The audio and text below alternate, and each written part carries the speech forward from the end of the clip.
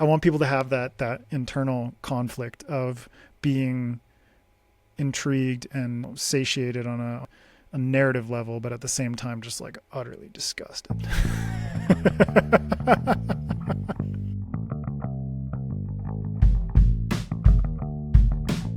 Hello folks, and welcome to Author Adjacent, a show about the journey from hobbyist writer to professional author.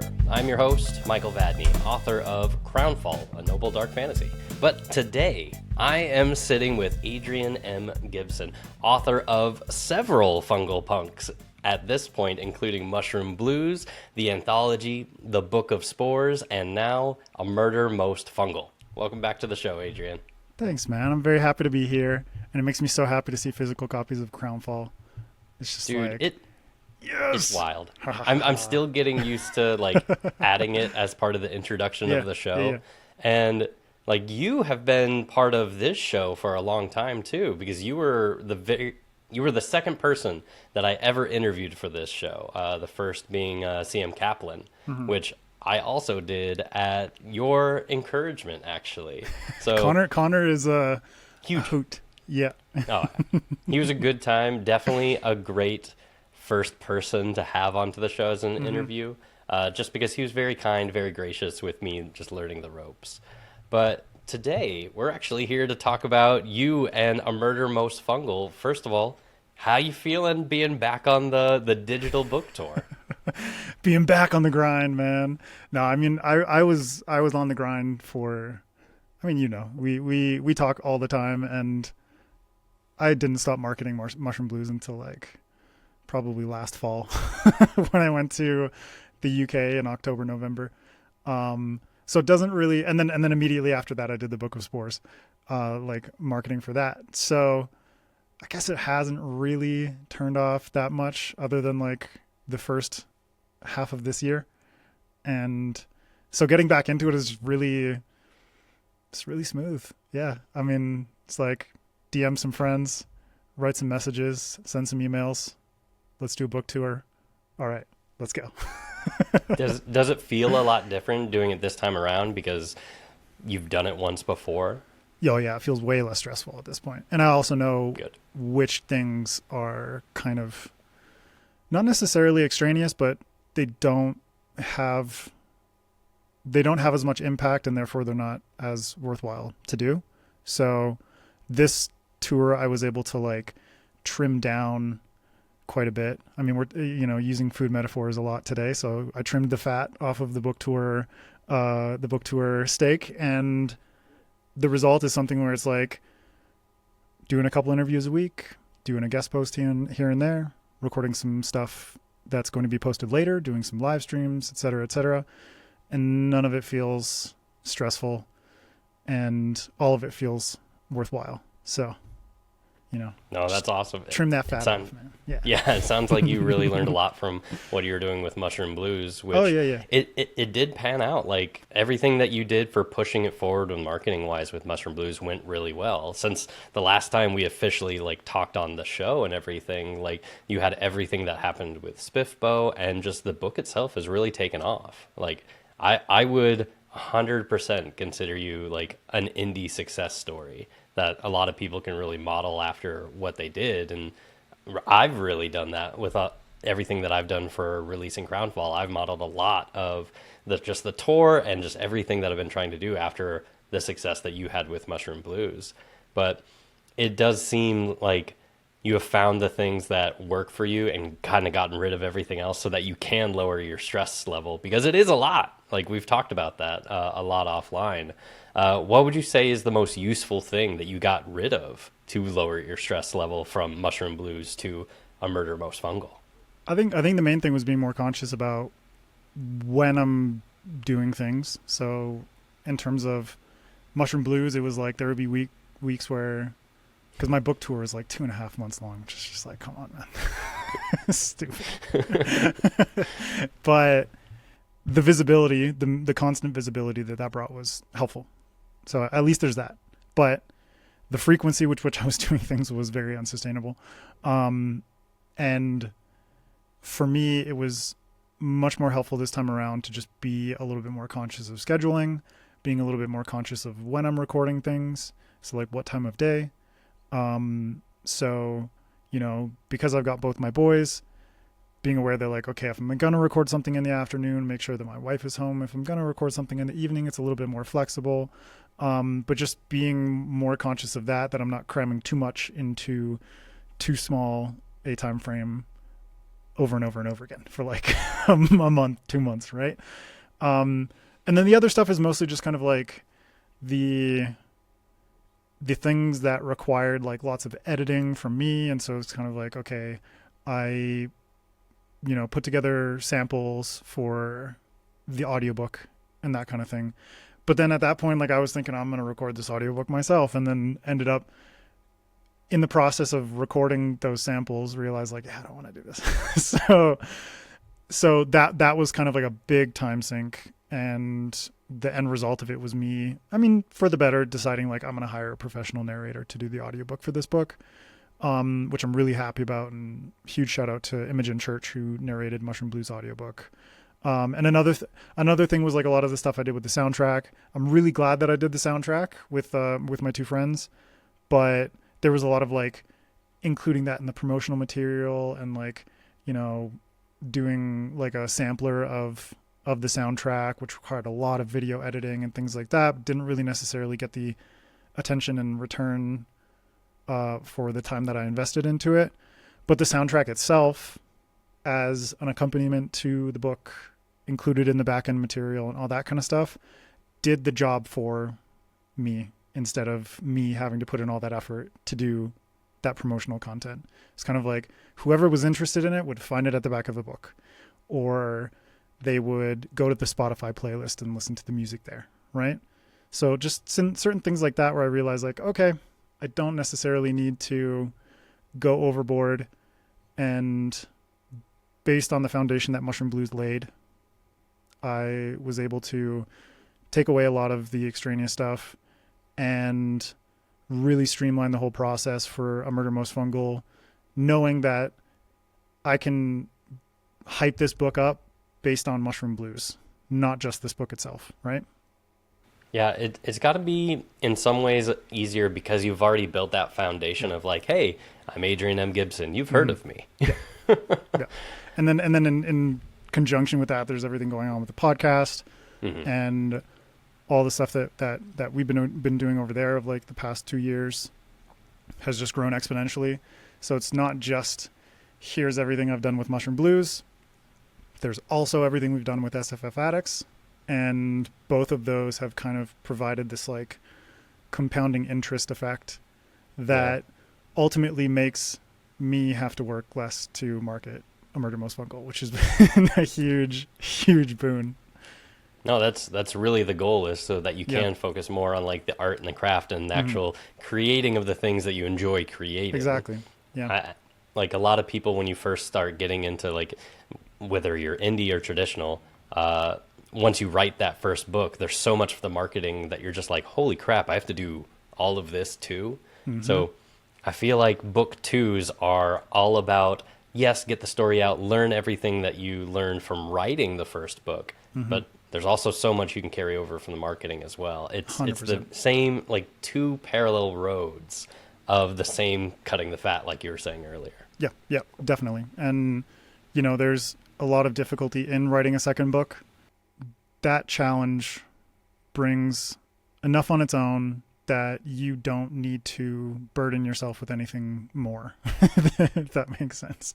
So the fact that writing a second book is really hard, you know, writing any book is really hard, but learning how to optimize your writing process as well as your marketing process, and not just marketing, but like I would say like your whole business process, basically. It's like you are a business person at this point if you've decided to self-pub and start making money off of the books that you write.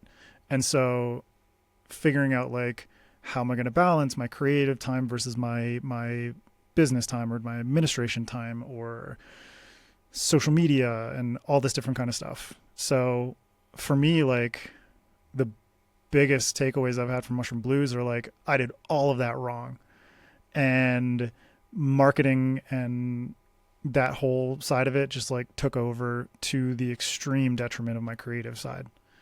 And so now I'm at a point where I realize like, okay, there's enough of a sort of rhythm and snowball effect with my social media and the podcast and Mushroom Blues that I should and know deep inside that the balance now is leaning much more heavily to the creative side of things, so that I can capitalize on that and then continue the momentum. And the books, I think, will, because Mushroom Blues was so marketing heavy, now I can utilize the books themselves going forward instead of me and my sort of like DIY on the ground, like being my one-man street team kind of mentality. I don't have to do that anymore. I can put more effort into the creative side of things, put more books out, and the books themselves will just add to that snowball effect going forward, as opposed to me having to rely so much on being the street team and putting all that effort in order to make that viable. It's like, no, the ball's already rolling. Like, I don't have to keep pushing, you know what I mean? Like, I can just be more focused on the creative side of things and like lob a snowball in there every once in a while, and every snowball is like a new book, you know what I mean? I don't have to be like pushing it down the hill. It's already going, you know? Yeah. It sounds like you really like cracked the code for what works for you. And like so much has changed for you since Mushroom Blues. Mm-hmm. Like you now have, I don't think you had all three of you hosting the podcast back when you had Mushroom Blues. Mushroom Blues was out in spring 2024, and then Greta joined MJ Kuhn and I in January 2025. Yeah. So you have that, you have Spiffo that happened, and now you have the new position at Grimdark Magazine that you're taking on, the novella creative director, I believe it's called. So it's basically like I'm like the publishing manager, publishing director at Grimdark, basically heading up their novella line. So that'll involve like, we can talk about it a little bit more next episode, because that has to do with like the design side of things. But that's true. Just in broad strokes, it's like I'll be leading the novella projects from start to finish. So that's like working with the head of Grimdark Magazine to acquire new stories, and then taking those novellas through the editing, through like the whole art process, and working with artists and designers. And sometimes I'll be doing the design myself, and sometimes we'll have one of our sort of like in-house freelancers, all the way through to production, publication, and promotion. So it's kind of like a sort of all-encompassing type of role. And then on top of that, it's like, you know, that massive panel we did at Worldcon Seattle last year, you know, getting shortlisted for a British Fantasy Award and going to the World Fantasy Convention in Brighton, and like attending the award ceremony and meeting all these authors and doing panels and all this kind of stuff. So it's just been like all of these different elements have kind of helped me establish myself in different parts of the industry, such that I don't have to fight as hard in order to get people's attention. It's like, you know, I have a lot more people coming to me now, as opposed to me trying to seek out opportunities in the other direction, right? Yeah, and that's amazing. It's been very motivating to watch you do all this, very inspiring. So, like, congratulations, man. Thanks, man. You're kicking ass. I love seeing it. I mean, you've gotten like more of a sneak peek than pretty much anybody. So I told you, it's very motivating. It's very cool to like kind of get. I was talking to you about this the other day, getting these like behind the scenes look at things before they hit the public. It's just amazing to watch how the sausage is made. Yeah. And this is not a messy sausage either. It's beautiful. It is quite well done. It is exquisite. But something that I wanted to circle back to what you said earlier, you were talking about how writing a second book has its own challenges that are different than writing the first. What would you name those as? Because this is not a second book to go right after Mushroom Blues. You can actually read this book. It is affected by Mushroom Blues, but you can read this book by itself. Yeah, I kind of frame this book because it is a standalone side story, sort of like the Hoffman Report 1.5. And it's kind of like the reason I did this is it was too burdensome for me creatively to go into like a book 2, if that makes sense. It was like the task of doing book 2 well, doing book 2 properly. I did not feel that I was ready for it. And it took me a while to like even start writing as intensely as I have been. And so the idea of like, okay, let's like crank out another like 400 page book, you know, let alone like a sequel that is building on everything that I did in Mushroom Blues and adding multiple POVs, and many of those POVs being fungal. So like Koji is a character that a lot of people love from Mushroom Blues, and I got a lot of feedback from people, comments of readers saying like, oh, I would have loved like a Koji POV kind of thing to break up the not necessarily the monotony, but like the flow of Henrietta's story, which is like quite a heavy perspective. So, but I needed to figure out like how to write a fungal character well, and I wasn't ready to do that when I wrote Mushroom Blues, and it took me a while to be ready to do that. It took me writing The Stemcutter's Daughter, which is my novelette in the Book of Spores anthology, to really just kind of like, I don't know, it's like a much more experimental playground, because it's a folk tale set within in this world, and it's almost like here's a folk tale that takes place thousands of years ago and kind of establishes the roots for the fungal religion. So it's kind of like you get a sense of like how Ionism, which is the religion that the fungal people practice, sort of how that came to be. And because it takes place thousands of years in the past, I was able to simplify things a lot more. There's a lot less. There's no politics, basically. It's just like the social system of like a village, and the village isn't even in the story for the entire. The village isn't in it for the entire story. So that simplification really helped me to focus in on what makes the fungal people work biologically, socially, culturally, and this is like a microcosm too. So it helped me to kind of just like lay out these really fundamental truths about these people, and that helped me to better navigate what it's like to write from the perspective of a fungal person, especially because like they're all interconnected through this mycological network, and they can essentially like project their emotions and desires and thoughts onto other members of their society, but they can also choose to sort of obfuscate their intentions or cloud their thoughts to other people, almost kind of like I treat it like biological social media. So it's like you can mute people and block people and whatever you want to do, right? So The Stemcutter's Daughter was like my playground to really nail that down. And then A Murder Most Fungal is me taking that to the next level, which is basically like this is set a couple months after Mushroom Blues.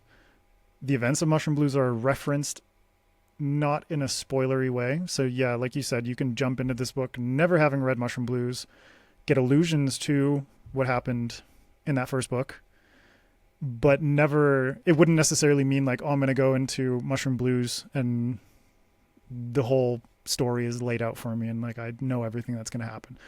So I was very intentional about that. But at the same time, this is from the perspective of a fungal chef named Pochojiro, and he's basically like the most renowned chef in all of Japan, which is this nation of fungal people, and that nation has been invaded and occupied by humans from another part of this world. And that's years before, like a couple years before the events of Mushroom Blues and A Murder Most Fungal.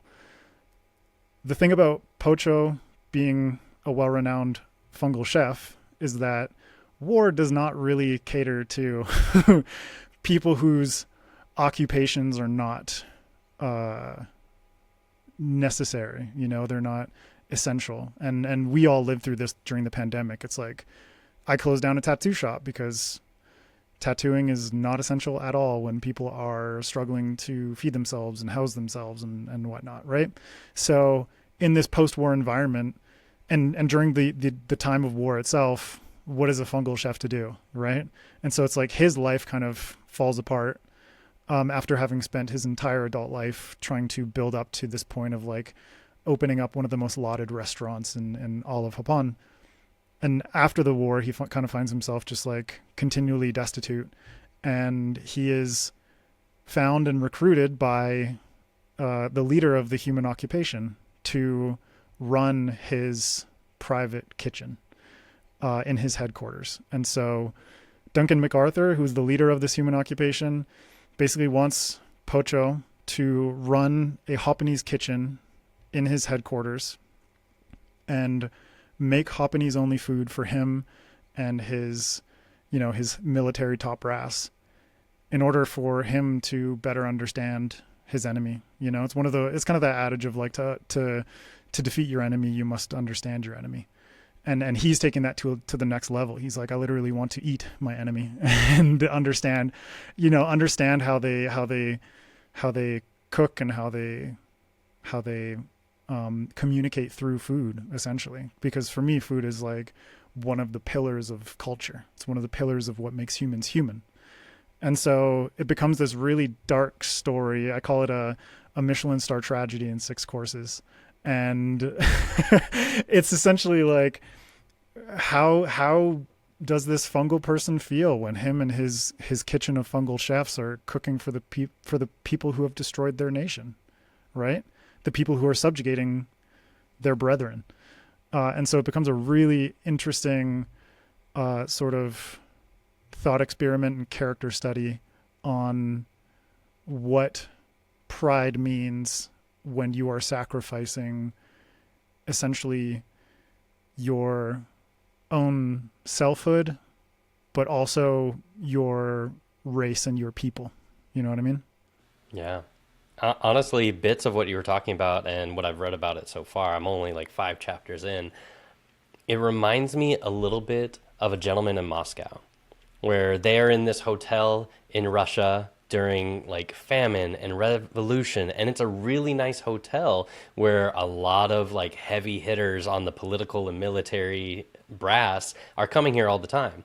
So they always have nice food, they always have electricity, they always have all these things, but they're always aware that just outside that door is a hellscape, that there are people starving and being murdered and beaten for a blanket. And there's a lot of that going on in this book as well. As you were saying, like the various chefs, they have a debate about it. They talk about it, which is something I think was missing from. But technically, they don't talk. They don't talk about it because their communication takes place within their caps. Like in their mushroom heads.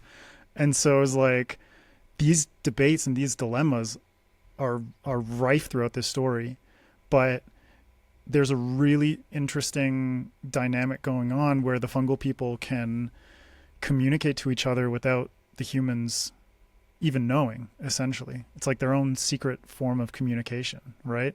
It's like kids in a classroom trying to pass notes to each other, but it actually works and the teacher doesn't see,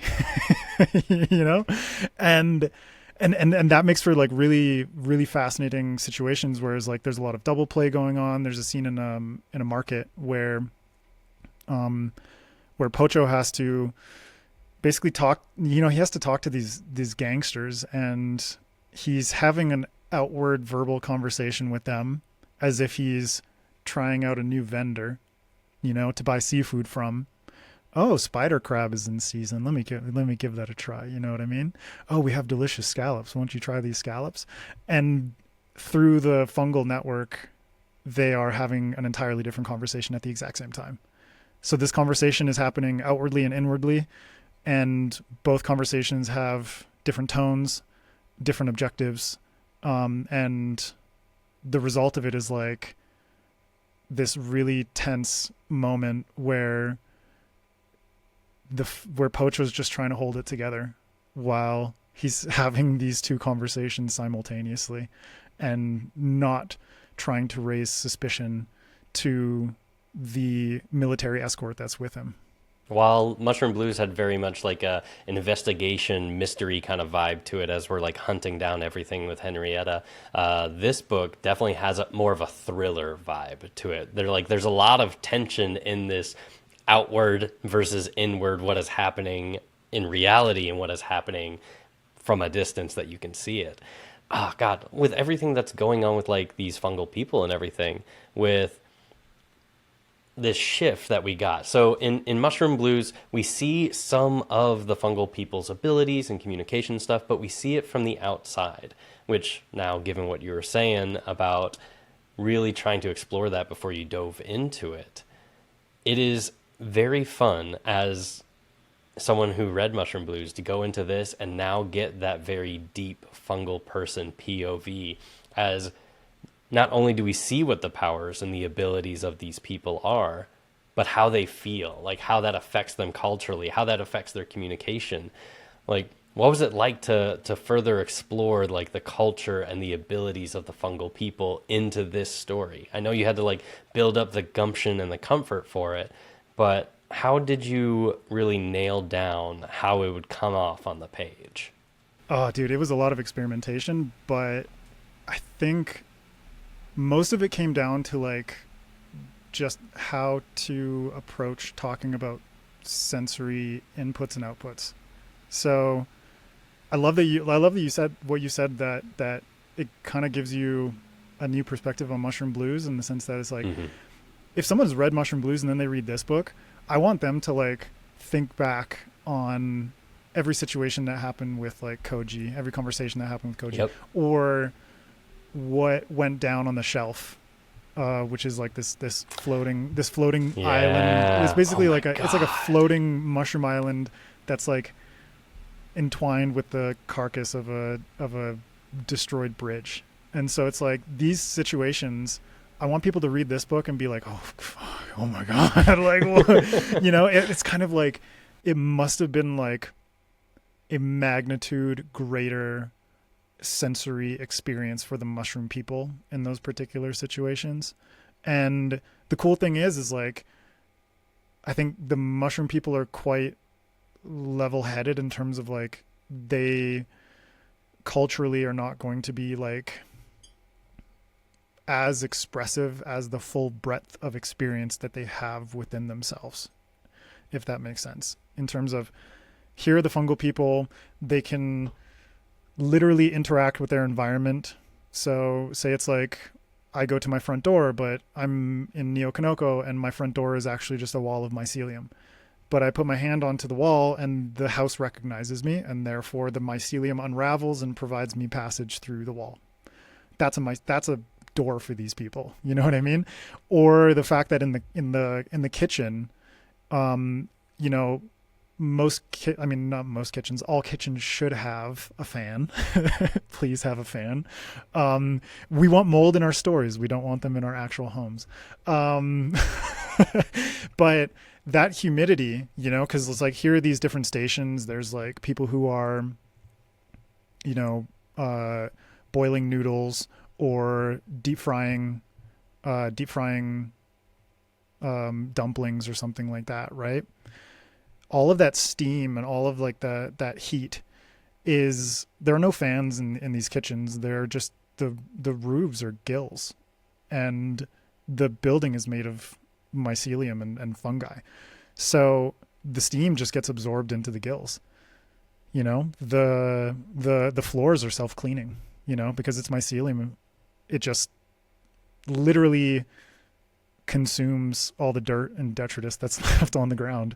And so these chefs, I mean, like a real chef in a real kitchen has the unfortunate need to do a lot of cleaning, but a lot of exactly. But these chefs are able to take advantage of their environment in such a way where the environment is interacting with them and working with them kind of like in conjunction.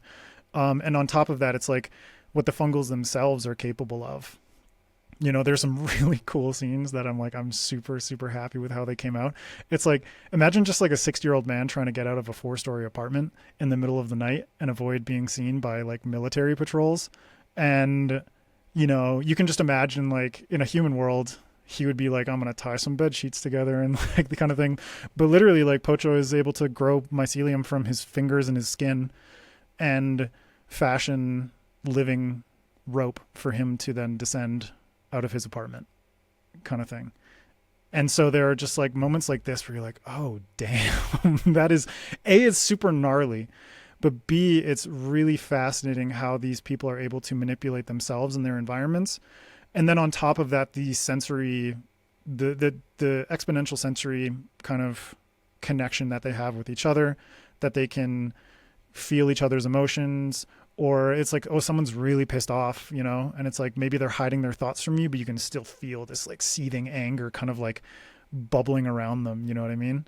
And that just leads to a lot more, from my perspective, like a much more emotional story, and a story that's much more rooted in the senses beyond what we humans are able to experience. And so it's kind of like, what would it be like if, you know, humans plus were able to smell, touch, feel, see, hear, and be with their environment and each other beyond what we as humans are capable of.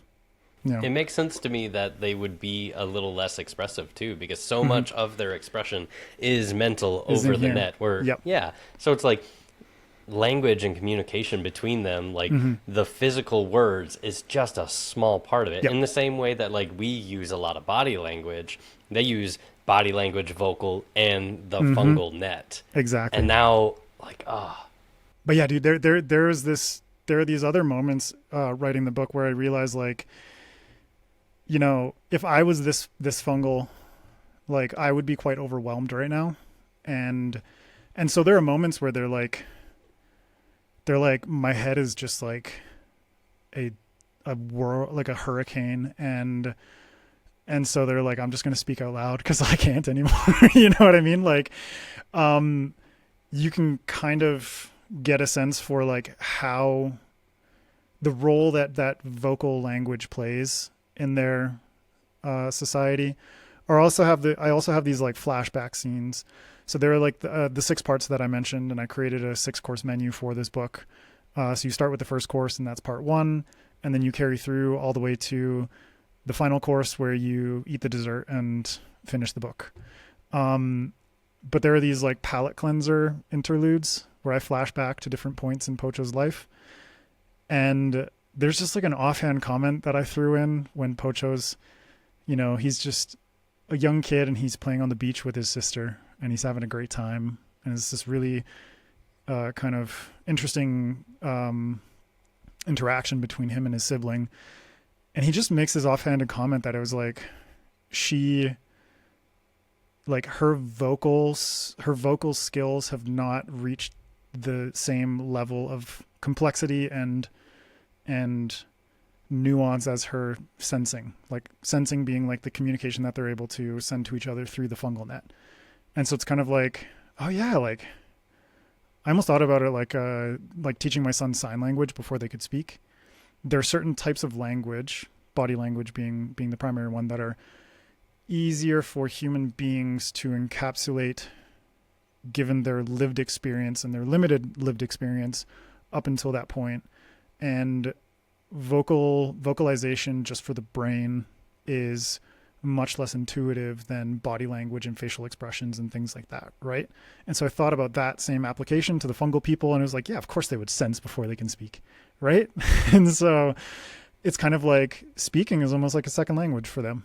And there are moments where you realize like, okay, this person may have, it's just like really simple kind of code switching where it's like this person maybe just like switched to speech because, you know, they're just like mentally exhausted and just like want to just say what they want to say kind of thing, right? Or in the case of the market scene with the gangster, where they are speaking and sensing simultaneously, and therefore it presents a different purpose for the use of both of those types of communication. Yeah, I imagine doing both of those at the same time, especially when having 2 different conversations at the same time, would be strenuous, very difficult. I've talked to my sister-in-law is from China, and when her family is in the same room as like my side of the family and stuff like that, she has to switch constantly between the two because not everybody speaks English, not everybody speaks Mandarin, and she's usually the person that's translating between the two. And I've talked to her at the end of a long day of doing that, and she's like, "Yeah, I'm so tired." Yeah, like, yeah. It's the same with me, man. Like my in-laws speak Spanish. My parents speak English, but they're also deaf, and so it's like me being like a translator between English and Spanish, but at the same time being an interpreter between sign language and English and Spanish. And that, because like I know people who are interpreters for deaf people, and it's a really tasking job. Like just like the mental gymnastics that you're doing are crazy. And I've done it for my parents too. Like, you know, take them and their friends to Galapagos, and at the end of the day, I'm just like, I'm gonna hit the bar. I'll see you guys later.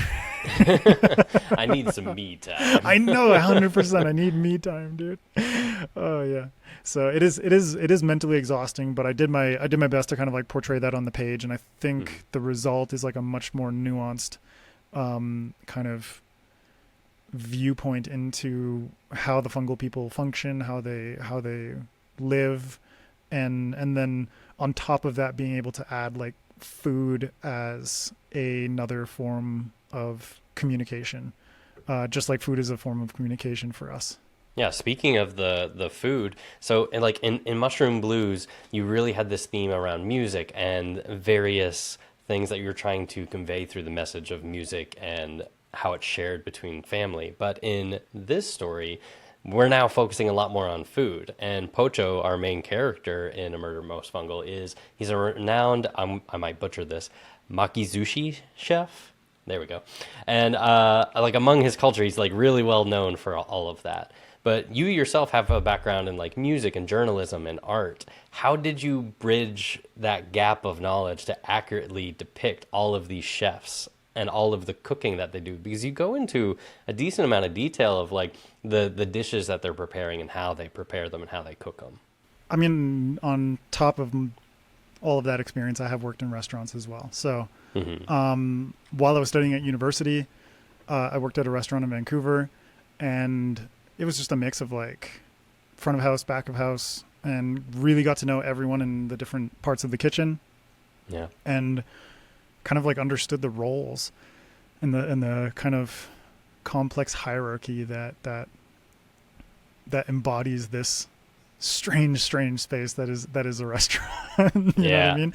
Restaurants are weird places. They are weird. And I did an interview last week where I kind of equated it to like a pirate ship. It's like the closest that modern humans can be in terms of like, this is an environment that is analogous to a pirate ship. There's a lot less scurvy because there's food everywhere. Of course, I hope no one gets scurvy working at a restaurant. But at the same time, it's like there's just this kind of like messy, familial kind of rapport that develops, sort of like this found family aspect to it. There's a lot of like infighting. There's a lot of incest. There's a lot of good blood and bad blood, and it's just a really messy environment. But at the end of the day, it's like all of these people bonded through trauma as they're like surviving day to day kind of thing. And working at a restaurant for so many years taught me just like a ton about people. Like it taught me so much about people. And I think restaurants are kind of the most fascinating conglomeration of human beings you could imagine, because it's like people from such diverse backgrounds. Some people who want to be there, some who are just there because they want to make money, other people who are like, if you're in the kitchen, then it's like, okay, all of a sudden there's this culinary aspect to it that really elevates your investment into the actual food itself and the creation of the food, not just the service of the food and the commercial aspect of it, right? And so it taught me so much about what it means to be a chef and what goes into making a kitchen run. And in the case of A Murder Most Fungal, just for narrative purposes, like I needed it to be a dysfunctional kitchen in order to introduce the sort of necessary narrative fuel and tension to kind of propel this story forward, but at the same time, like able to get into the character dynamics and relationships through the lens of food. How do these different chefs interact with Pocho? Him being the head chef and this being a hierarchical situation, right? Everyone just kind of like, it's almost like this militaristic, pirate versus captain kind of dynamic that's going on, right? And so it's really interesting to explore character dynamics through that lens, and at the same time be able to describe the food and make it feel really visceral and sensory. And I just like, my goal is to like, A, tell a really good story, but B, like make you hungry and want to eat. And 3, get it to the point where it's like you're so hungry and you're invested in the story that when certain things happen, you are just like utterly revolted.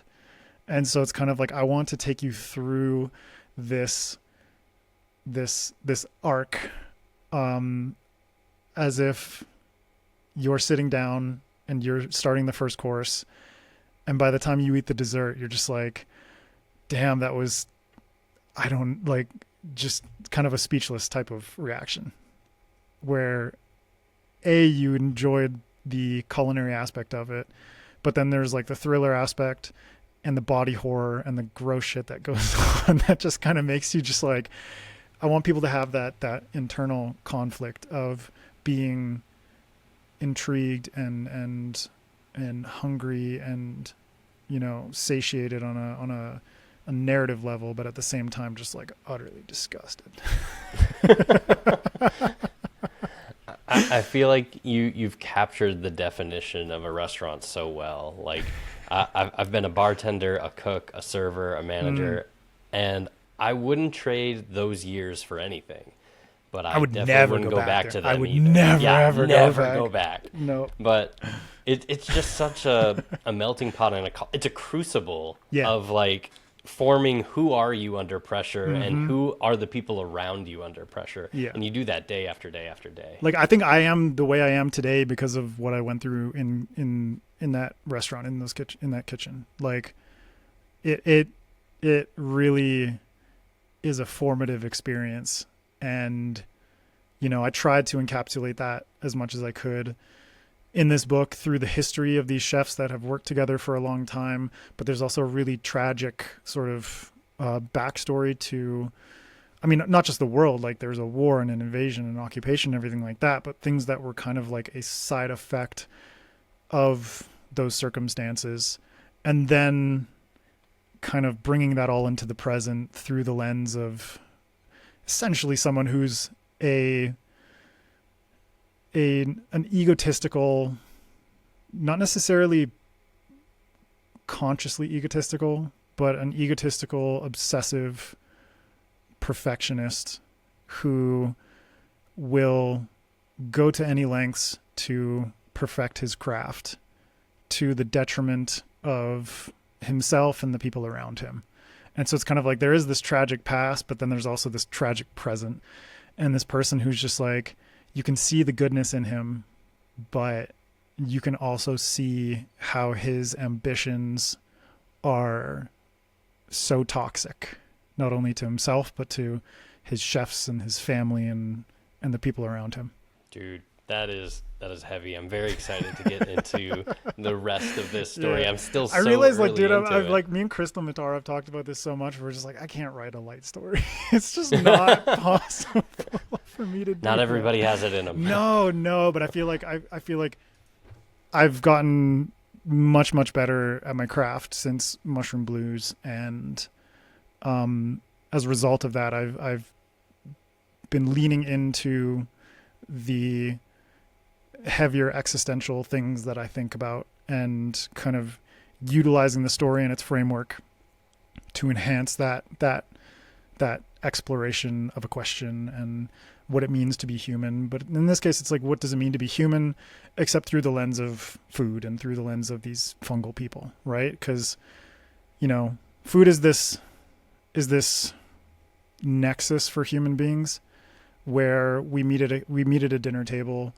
You go to a new country and you experience things that you aren't familiar with through food and the people who made that food and the people who are eating that food. And it's like, you go to a new country, you're going to restaurants and you're going to bars and stuff like that. And that becomes like your social gateway and your cultural gateway. And so for me, it's like food is this really natural lodestone in the human experience that it made for a really good foundation through which to explore these big thematic questions of, you know, what does food really mean to us?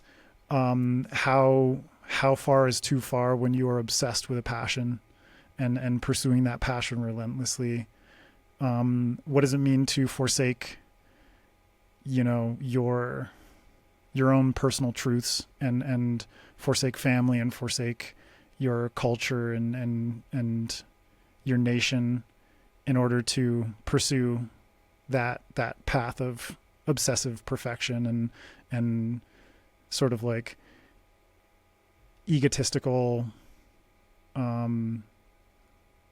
just egotistical ambition, this like egotistical pedestal that you're trying to reach or trying to reclaim, essentially, in the case of this book. And so food just became this like amazing vehicle to tell all of these nuanced sort of pieces of the puzzle.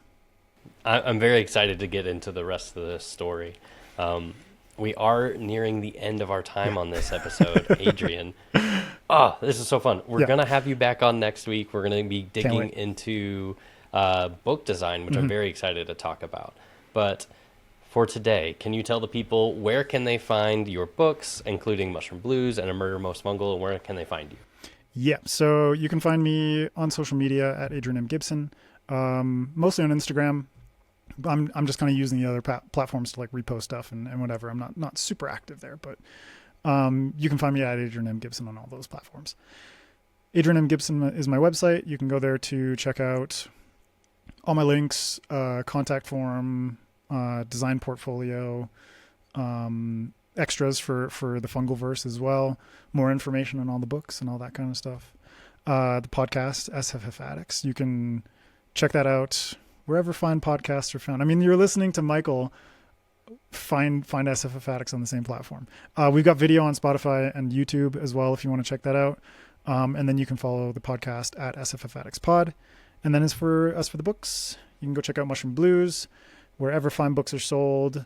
You can also pre-order A Murder Most Fungal. It's out on June 16th. Ebook is available for pre-order. You can also get signed hardcovers or like a 2-book bundle. If you want to get Mushroom Blues and A Murder Most Fungal together, you can get that through The Broken Binding. And then it'll be available at launch in ebook, hardcover, and paperback. Dude, super excited for it. Thanks, you again for coming onto the show. And thank you. Yeah, folks, until next time, let's be author adjacent together. Bye.